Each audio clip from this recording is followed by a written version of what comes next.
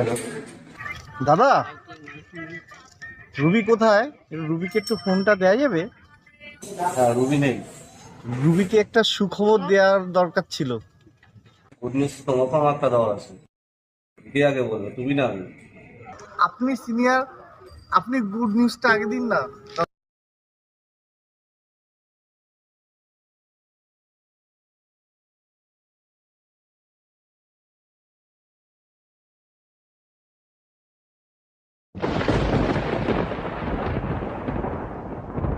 Madam, আপনার বিল আর কেকটা parcel করে গাড়িতে রাখা আছে।